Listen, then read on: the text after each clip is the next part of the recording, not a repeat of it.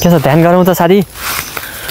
ध्यान गर्नु पर्यो ध्यान त ध्यान गरौँ है कसरी गर्ने ध्यान भन्ने कुरा हो ध्यान भन्ने कुरा जसरी पनि गर्न मिल्छ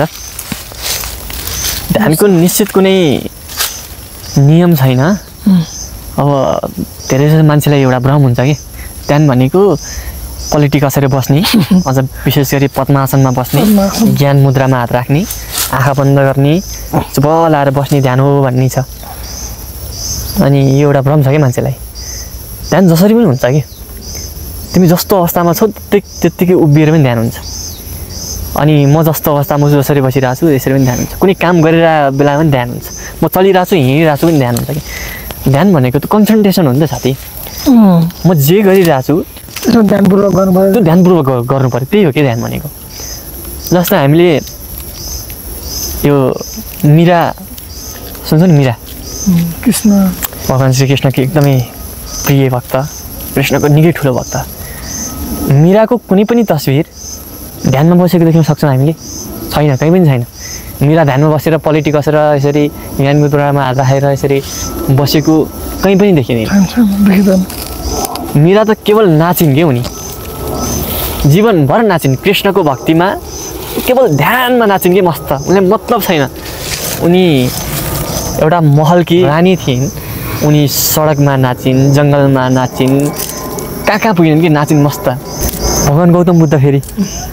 पुरै ज्ञान मुद्रामा बसेर चट्ट बसेको पुरै जिन्दगी उनको त्यो बाहेक अरूको तस्बिर भेटाउनु मुस्किल यसको मतलब त मान्छेले गौतम बुद्ध मात्रै ध्यान गरेका मान्छे मीरा होइनन् भन्न पनि बेर लाउँदैनन् फेरि बेर लाउँदैन अहिलेको समाज अहिले त्यस्तै भन्न बेर लाउँदैन तर वास्तवमा ध्यान भनेको जसरी पनि गर्न सकिन्छ कि मीरा जसरी नाचेर पनि ध्यान गर्न सकियो बुद्ध जसरी एक ठाउँमा बसेर पनि ध्यान गर्न सकियो कृष्ण जस्तो अनेकौँ लीला रचेर पनि ध्यान गर्न सकियो होइन राम जस्तो मर्यादामा रहेर पनि ध्यान गर्न सकियो अनेक थर हुन्छ तिमीलाई उभिन मन लागिरहेछ मस्त ध्यानमा उभिने हो कि उभिएर पनि ध्यान गर्न सकियो बसेर यसरी टट्ट मस्त बसेर साउन्ड दिँदै होइन मस्त लाएर यसरी तिमीलाई जे गर्न मन लाग्छ जसरी गर्न मन लाग्छ जे मन लाग्छ त्यो गर्ने ध्यानपूर्वक गर्ने फेरि रजनीश ओसोले भन्थे मेरो आश्रममा त अब एउटा चुरोट खाने ठाउँ बनाइदिन्छु मलाई अचम्म लाग्यो क्या त्यो कुरा